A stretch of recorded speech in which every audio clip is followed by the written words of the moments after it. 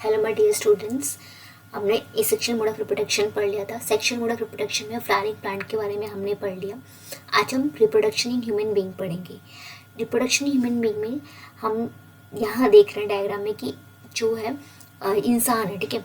इंसान जो है ये कौन से मोड से रिप्रोड्यूस करता है, ये हमें पता है। ये कौन से मोड से करता है? सेक्सुअल, क्योंकि इसको 2 पार्टनर की नीड होती है, एक मेल पार्टनर की, एक फीमेल की।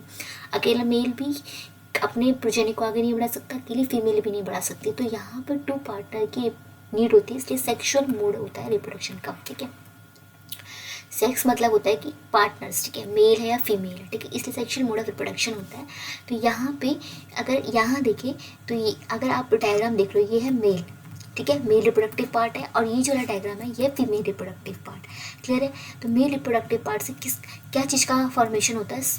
स्पर्म जो हम बोलते हैं, ठीक है, इसका स्पर्म का फॉर्मेशन होता है, जो कि बनते हैं यहाँ पे टेस्टिस से बनते हैं, इधर टेस्टिस से बनते हैं, और फिर इसकी जो बनते हैं टेस्टिस पे है, और जो इसका इजेक्शन होता है वो कहाँ से होता है? पीनस से होता है, ठीक है। क्लियर है समझ में? और यहाँ पे फीमेल जो रिप्रोडक्टिव पार्ट है, इसमें जो जर्म फीमेल के जर्म सेल्स हैं वो क्या? एग है, ठीक है। इसके जर्म सेल्स स्पर्म होते हैं मेल के, और फीमेल के होते हैं एग, ठीक है। ठीक है, इसकी ओपनिंग जो होती है वो कहाँ से होती है? पीनस में, ठीक है, यूरेथ्रा के थ्रू होती है in case of male. In case of female क्या होता है कि जो एग है वो रिलीज होता है कहाँ से? वेजाइना से। क्लियर है? ठीक है, स्टार्ट वो निकलता है ओवरी से, ओवरी से कहाँ पहुँचते? वेजाइना पे। अभी देखो डायग्राम से समझ सकते हैं, यहाँ से स्पर्म बने, टेस्टिस से बनेंगे, टेस्टिस से बाहर निकलेंगे पीनस के थ्रू, ठीक है। क्लियर है? I am changing the pen because everything is here is in red, ठीक है, so I am changing the pen to the blue colour, ठीक है, ताकि इजीली विजिबल हो। यहाँ पे देखो कि जो ये टेस्टिस है, यहाँ पे फॉर्मेशन हुआ स्पर्म का, और फिर यहाँ से ये आपको दिख रहा है ये वाला पोर्शन, इसे यहाँ से एपिडिडाइमिस बोलते हैं इसको, फिर यहाँ से वास्ट डिफरेंस ऐसे निकल के ये ट्यूब से बाहर निकल रहा है, ठीक है, इस तरीके से यहाँ से निकलते हैं। और फीमेल के जो होता है ये यहाँ पे ओवा बनते हैं, और ये इस तरीके से ओविडक्ट फैलोपियन ट्यूब से निकलते हुए ऐसे यूट्रस से बाहर निकलते हुए इस तरीके से यहाँ से निकलते हुआ। क्लियर है? तो यहाँ पे हम काफ़ी इंपॉर्टेंट इशू पढ़ने वाला है, जो कि एग्जाम पर्सपेक्टिव से वेरी इंपॉर्टेंट है, ठीक है। आप यहाँ पे देखो रिप्रोडक्शन इन ह्यूमन बीइंग, ठीक है। तो यहाँ पे जो ह्यूमन जो है वो कौन से मोड ऑफ रिप्रोडक्शन करता है? सेक्सुअल मोड ऑफ रिप्रोडक्शन करता है।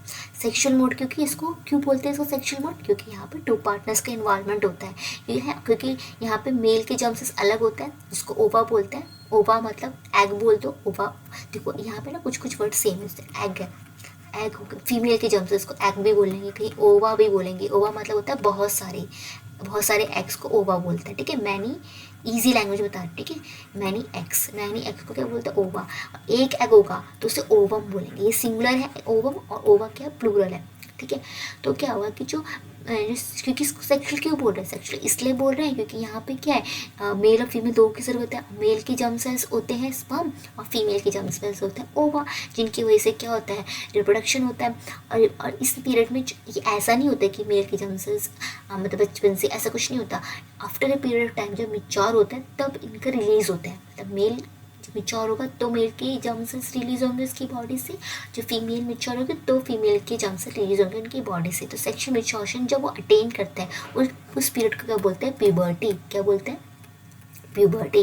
तो बेटा प्यूबर्टी से क्वेश्चन एग्जाम में आता ही आता है, that is very very important, ठीक है। 100% आता है यहाँ से एग्जाम में क्वेश्चन, ठीक है। मतलब मैं 100% से कोई चीज़ होती नहीं, तो इसलिए मैं 99.9 बोल देती हूँ कि इतना परसेंट क्वेश्चन एग्जाम से आता ही आता है, ठीक है। प्यूबर्टी क्या होती है ये पूछते हैं। प्यूबर्टी वो एज जहाँ पे आप सेक्शुअल मिच्योरेशन अटेन कर लेते हो, जहाँ पे बच्चे सेक्शुअल मिच्योरेशन अटेन कर लेते हैं, उस सेक्शुअल मिच्योर हो गए हो, तो उस स्टेज को बोलते हैं प्यूबर्टी, ठीक है। यहाँ पे अभी अटेन कर रहे होते हैं, ठीक है, और कर लेता है, ठीक है। अब देखो क्या होता है कि चेंजेस एट प्यूबर्टी, जब अभी जिस बच्चे बेशक क्या होता है? टीनेजर एज है, ठीक है, टीनेजर्स है। तो ये टीनेजर्स वाले जो बच्चे होते हैं ना, यहाँ पे जो 13 to 18 वाला पीरियड होता है, इसको इसलिए टीनेजर्स बोलते हैं, क्योंकि इनके पीछे टीन लगता है, 13 18 टीनेजर्स, ठीक है। तो अब टीनेजर्स में क्या होता है? आप लोग को दिख रहा होगा, ठीक है, कि आपकी बॉडी में चेंजेस आ रहे हैं। तो वो चेंजेस मेल की बॉडी में और फीमेल की बॉडी में सेम भी हो सकते हैं और अलग अलग भी हो सकते हैं। तो आपके एग्जाम में इसमें से पिछले बार क्वेश्चन आया था 3 मार्क्स का, ठीक है, 3 मार्क्स का आया था।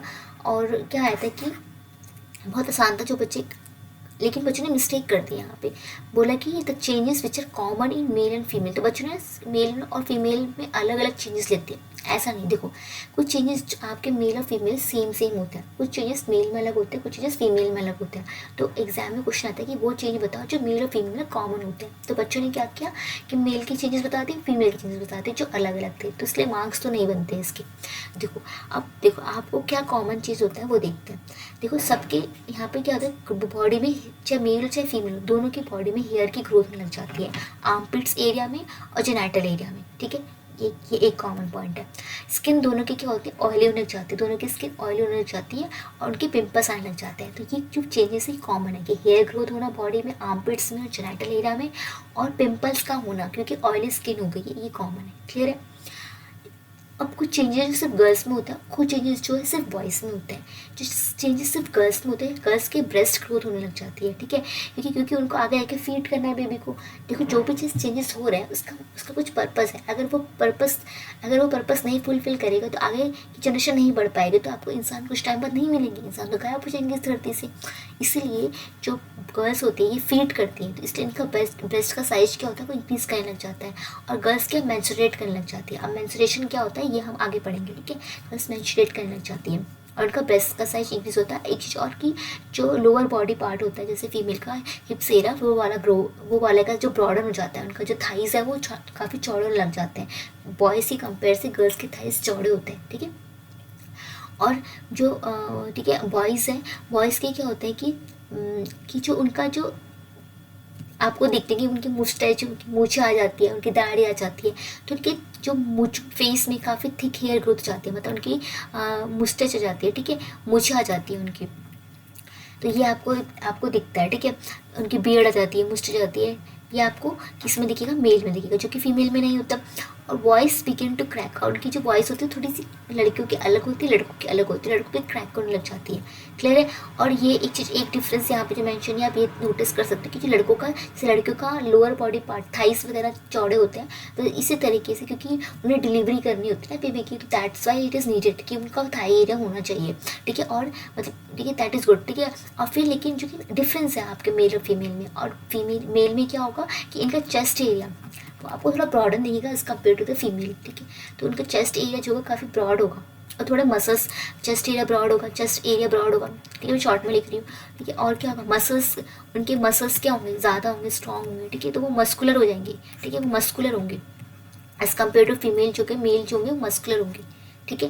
ये चेंजेस आपको समझ में आ गए कि मेल में कौन से चेंजेस होते हैं, फीमेल पे कौन से चेंजेस होते हैं, ऐसे चेंजेस जो सिर्फ मेल में होते हैं, ऐसे चेंजेस जो फीमेल में होते हैं, ऐसे चेंजेस दोनों में कॉमन होते हैं। क्लियर है। तो ये एग्जाम में इससे क्वेश्चन आएगा बेटा, 2 मार्क्स में आएगा, तो that is very easy. In the next slide we are going to study about the male reproductive system, ठीक है।